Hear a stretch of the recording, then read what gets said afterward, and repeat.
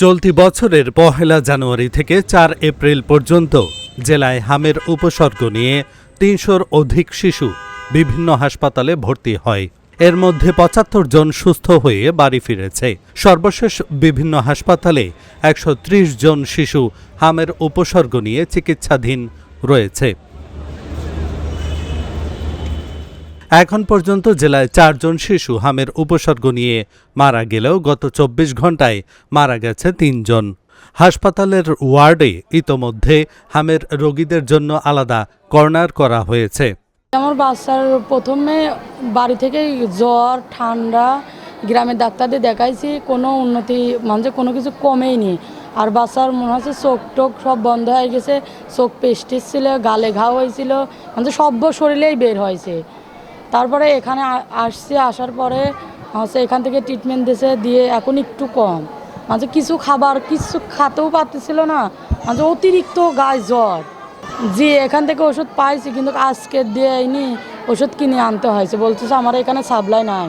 সপ্তাহ ধরে আইছে এই জায়গায়, কোনো পরিবর্তন নেই। আজ রাত থেকে আরও বেশি আর ওই ডাক্তার একবার রাউন্ডে আসছে, কিছু দেশে কিছু লিখিয়ে দিয়েছে, আমরা নিয়ে আসি, তাই দেখছি তো না।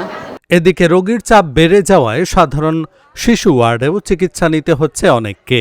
এতে দেখা দিয়েছে শয্যা সংকটও। এছাড়া চিকিৎসা সেবার মান নিয়ে প্রশ্ন তুলেছেন রোগীর স্বজনরা।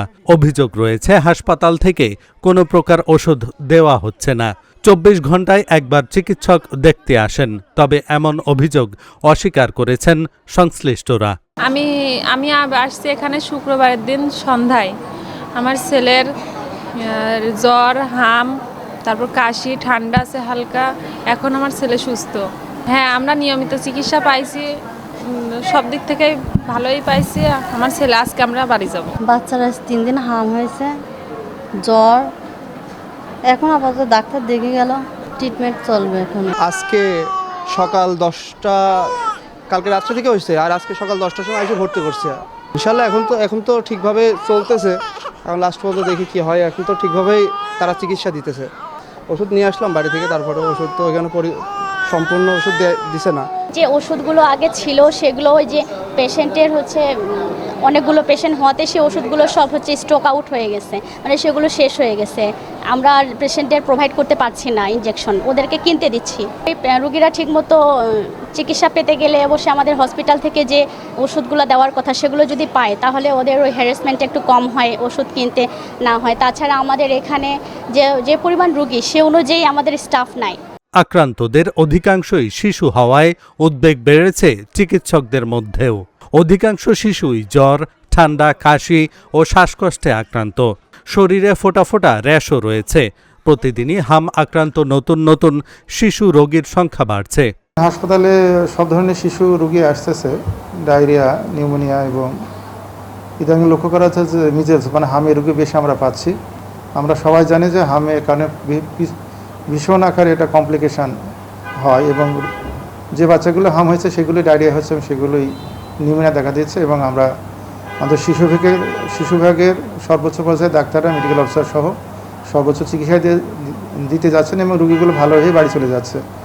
এখন হাসপাতালটা তো এখন চালু হচ্ছে, তো হঠাৎ করে রুগী, সব ধরনের রুগী বাড়ছে। সেই হিসেবে আমাদের 25-26 অর্থ বছরের বাজেট ওই তুলনায় ছিল না। হয়তো আগামী বছরে পর্যাপ্ত বাজেট পাবো এবং সেই ওষুধগুলো কিনতে পারবো। আমরা কিনেছি, যথেষ্ট ওষুধ পাচ্ছে, কিন্তু তারপরে এগুলো রুগীর যতগুলো ওষুধ পাওয়া যায় সেটা পর্যাপ্ত না। কিছু রুগীর ওষুধ তো বাড়িতে কেনা লাগতেছে। খুলনা বিভাগের স্বাস্থ্য পরিচালক মজিবুর রহমান কুষ্টিয়া সিভিল সার্জন কার্যালয়ে পাঠানো চিঠিতে কুষ্টিয়ায় জেলায় প্রতি 10 লক্ষ জনগণের মধ্যে 2024 সালে গড়ে 5 জন, 2025 সালে 3 জন ও 2026 সালে 3 মাসে গড়ে 15 জন হাম রোগে আক্রান্ত হয়েছে, এবং তাদের অধিকাংশ রোগীর বয়স 5 বছরের নিচে, এবং যাদের অধিকাংশ হাম রুবেলা টিকা পায়নি। তবে এমন চিঠির কথা অস্বীকার করে সিভিল সার্জন বলেন, আক্রান্ত শিশুদের জন্য সব হাসপাতালে আলাদা হাম আইসোলেশন কর্নার খোলা হয়েছে, এবং টিকা হাতে পাওয়া মাত্র দ্রুত টিকাদান কার্যক্রম শুরু করা হবে। আমাদের কুষ্টিয়াতে সংক্রমণ অন্য জেলার মতো হয়েছে, তো আমরা এই রোগীগুলো শনাক্ত করে আমরা চিকিৎসা ব্যবস্থা নিয়েছি। আমাদের প্রত্যেকটা উপজেলাতে 5টা করে বেড আছে, আইসোলেশন ওয়ার্ড এই আইসোলেশন ওয়ার্ডে 5টা করে বেড আছে, সেখানে তাদের চিকিৎসার ব্যবস্থা করা হয়েছে। আমাদের 250 শয্যা হাসপাতাল এবং মেডিকেল কলেজেও আলাদা একটা করে ওয়ার্ড করা হয়েছে, সেখানে তাদের চিকিৎসা হচ্ছে। আর যে ওষুধপত্র দরকার, যে সমস্ত চিকিৎসক দরকার, সেগুলো আমরা ব্যবস্থা করেছি। বিশেষ করে শিশু চিকিৎসক আমরা সব জায়গা থেকে মোটামুটি ব্যবস্থা করেছি, তাদের চিকিৎসা হচ্ছে। আমাদের টিকা এই মুহূর্তে খুবই অল্প মজুদ আছে, আমরা টিকা দিতে পারছি না। আমরা অল্প সময়ের ভিতরে টিকা পেয়ে যাব ইনশাল্লাহ। আমাদের যে প্রোগ্রাম আছে রবিবার থেকে টিকা দেওয়ার প্রোগ্রাম, ইনশাল্লাহ আমরা সেই কার্যক্রম চালিয়ে যেতে পারবো। হামের মতো সংক্রামক রোগ প্রতিরোধে নিয়মিত টিকাদান ও সচেতনতার বিকল্প নেই। তা না হলে পরিস্থিতি আরও জটিল হয়ে উঠতে পারে বলে আশঙ্কা চিকিৎসকদের। Dhaka journal news desk.